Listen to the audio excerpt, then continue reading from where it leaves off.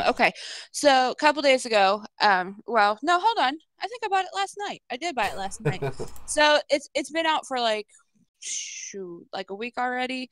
But I bought Overwatch and I'm going to be like so freaking addicted to this game. So I haven't really gotten to play the actual game itself online yet. Because I've been playing training mode and I've been playing training mode because and I knew this going into purchase, and going into this when I first purchased the game, that the game controls were going to be different than what I was used to. So I love first person shooters, but like you can't aim down the sights and things like that I'm used to doing in other games. So I've kind of just been playing in training mode, kind of getting to learn the characters and their different abilities and things like that. So just from what I have done, though, even though I haven't played it online and gotten to do anything really objective based, I absolutely love this freaking game. So basically, if you haven't played it yet, it kind of reminds me a little bit oh my God, I was just talking about it earlier. Crap. Like Mortal Kombat-ish. Because you have like this list of characters that you can choose from. You're not stuck being one of 5 characters. There's like 5, 10, 15, wow, like 20 or 21 different characters or something like that you can choose from. And then they each do something different. So far of the ones that I've gotten to play, because I haven't gotten to play through all of the characters yet because I've been like doing house maintenance and stuff like that. I believe you pronounce his name Genji. If I'm wrong, I'm sorry. And Tracer. Those 2 are my favorite so far.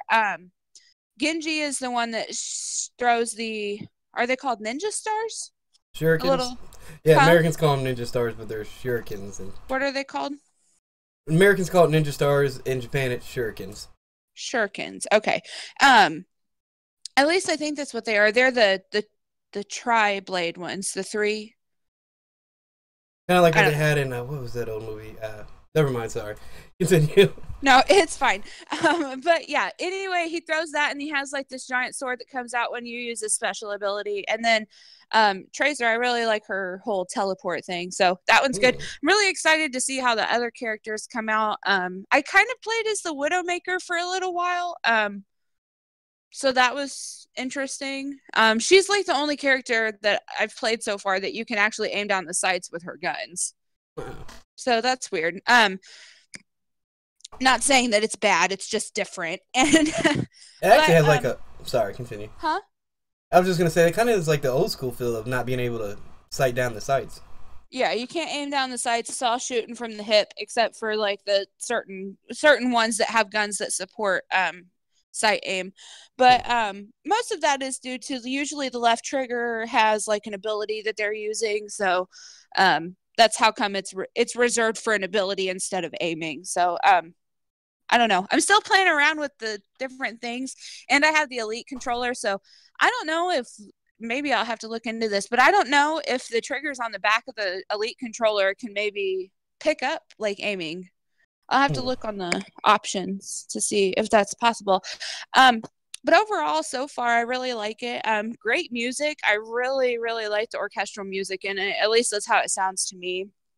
And it's very bright and colorful, which I like. If you kind of prefer like a darker first-person shooter, I wouldn't recommend it because it's not really a dark game. It's very, very bright, like neon-y colors. And I don't know. It's really interesting gameplay. When I first started playing it, I described it as it being Borderlands on steroids, but it's actually not like that at all. It's very, very interesting. Now, what would you say, like rating wise, just as far as you've gotten into it, like 1 out of 5, what would you at this point give it? See, that's a tough one. I mean, I would probably give it a 3, and that's just from the training standpoint. And the reason I give it a 3, I'm not saying that it's like a bad game or anything. I just haven't had the opportunity to play online as of yet. So I can't really give it like a 5 out of 5 or anything like that because I haven't played the game in its entirety.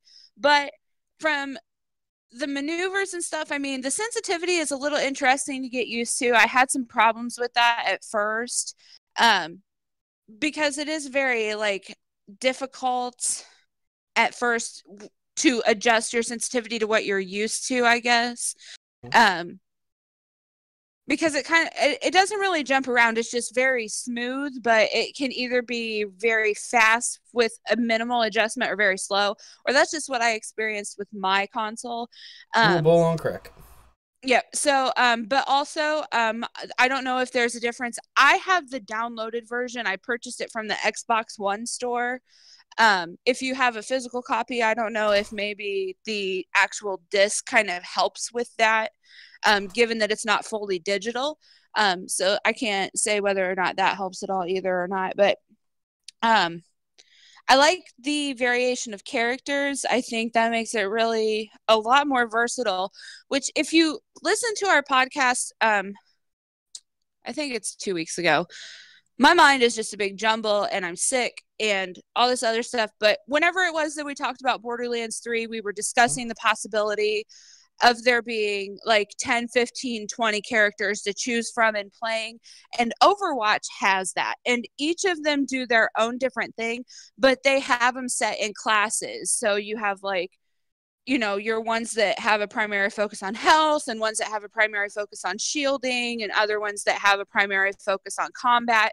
And so you still have your kind of your classes there, but you have that wide array of different characters that you can choose from. And I really like that. I did like, as much as I hate it in fucking Call of Duty, I did like that they gave you the options in this one to personalize you know, your entrances, your oh my god, if these allergies, the entrances that you have, you know, the different ways that you can do your stances, like when you've won a game or your taunts and things like that. You can personalize all of that in this game. And there's different skins for your characters and things like that that you can unlock as you're playing as well. So that'll be really neat. I do believe it's only 100% combat. I don't think it's a storyline game. I only say that I know I haven't played online yet, like I said, like 8 times, but in the achievements, they're primarily just like reach level 25, reach level 50, reach level 10 or whatever. And then you have your ones that say killed so many enemies in one use of your special ability and stuff like that. So for a guy like me who's like really story driven in games, it's not my kind of game, but for most people it's more than fine. I mean, it really depends. If you're looking for something that primarily has a storyline, which is something that I usually go for, is that, you know, I want something that has a story to be told that I really feel like I'm going to get involved in. And, you know, just basically, if you read a really good book and you just get enveloped in it, that's what I usually look for whenever I'm looking for a game to play. But it's not all bad. If you played DC Universe online, I promise you the wait times for Overwatch aren't that high. So you won't be waiting for 3 hours to get into a game in Overwatch. And you don't have to play for, or you don't have to pay for VIP in Overwatch. Thank you, Jeebus. But you know, it's kind of like DC Universe. You know, you guys are following the same objective. You're playing mass online with other people that are kind of in the same spot in the game as you. I did kind of play against AIs a little bit earlier, so artificials, and they do it is kind of objective based. Like there's different objectives that you have to complete, but it's all online. Like you're playing it as part of a team. It's not like a, you know, somebody took over this entire planet and we have to, you're the only one that can save them. Like there is a story to it. It's kind of hard to describe. Kind of like really Destiny. I never played Destiny because I'm not wasting money on that. Yeah, but story-wise, it's kind of what it sounds like. Like, it's mostly multiplayer, but if you look around and the stuff you get, you'll find story. Yes, basically. So, you know, and I'll get into it the more that I actually get to play it online. I haven't gotten to play it. Like I said, I spent like 6 hours outside, 5 or 6 hours outside earlier, just doing housework and yard work. I'm sunburnt to shit. I've got like my allergies are doing whatever the hell they're doing. I'm having a hard time breathing. It's just like I haven't had the opportunity to spend as much time on this game as I would like to, because trust me, I could play this game for hours. See, you know, I'm sorry. Yeah. No, go ahead. From the sounds of it, I don't know if we're just on a retro theme, but it kind of sounds like Quake with the lively, different characters and this and that from like old shooter games, with the modern multiplayer mixed in with it, which sounds really cool to me. Like, you have bright colors, really good music. You literally have a roster of just individuals that you can customize to fit who you are, with kind of that like Quake play to it, which sounds kind of like it. You've actually really piqued my interest. Damn it! Thanks a lot for doing that again, wasting my money. I know, I did it with the other games too. I'm sorry. I just get so enthusiastic about the games. I'm sorry. No, you're fine. But that's kind of like what it sounds like. Like, they're going back to like, let's have fun with the shooter, and let's not make it all dark and dank and military and, you know, sad story. Like, let's just have fun with it, man, and give it some like, crazy out there mechanics. That is absolutely what's really cool about Overwatch, is that you have your characters that are like that. So you have a Reaper that's in there. You've got this one crazy guy that's called like the Junk Rat. He's just absolutely maniacal. I like it. And then you have like these really lighthearted ones. Like, there's one in there that has a Mechromancer that she rides in, or I call it a Mechromancer. I think it's just called a Mechro in the game. But I'm used to Gage in Borderlands 2. She is the Mechromancer, so she has the robot.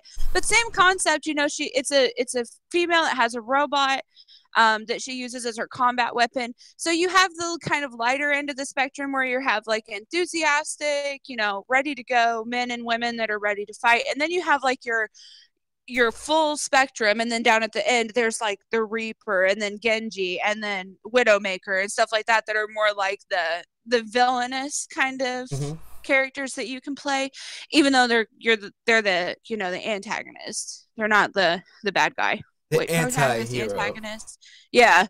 I'm sorry. Like I said, I'm like brain fried right now. Oh, you're fine. But yeah, I think once you get the opportunity to play it, you'll really like it. Like I said, what I'll do, and you know, when the YouTube video of this section comes out, if there's anything that you guys like want to say, like if you want to let me know what your favorite characters are and why, and if I should play as them, and you know, the online version and why, definitely let me know. I mean, me, Remo, Monkey Paws, Vodka Knockers, none of us have a problem with going back to previous podcasts and touching on comments that the viewers have. So if you want to say something about Overwatch or whatever the hell else we've talked about tonight, or just bring up a new discussion, feel free to. Yeah, definitely feel free to. I mean, the easiest way is, of course, to do it while we're in the live stream, you know, to talk about it while we're, you know, streaming. But if it's after the stream and you want to say something, we check.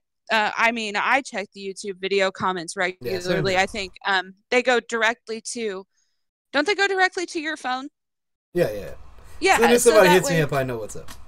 Yeah, so, you know, that way, if you guys have something that you want to say, you know, he can be sure to let the person that covered it in the podcast know, so that way we can give you guys a follow-up. And, you know, we're not shy at all. No, and like I said, if there's a topic you guys want to hear on here, drop us a line, drop us a comment, we'll cover your topic. Like, yeah, absolutely. So, but yeah, I'm really excited to see. I think next week what I might do is a secondary follow-up. On Overwatch. Hopefully in the next couple of days I'll have enough time to actually play the online version. Yeah, give like a full review. Yeah, that would be nice. I just bought it, like I said, at like 10:30 last night, and then I went to bed, and then I woke up this morning. I've been outside all day, and like I played it for like 10 minutes today. So yeah, altogether I've had 45 minutes of time to play this shit. Damn responsibilities in adulthood. I know, adulting is hard, guys. Adulting is hard. The struggle is real. Yes, it is. All right, well, that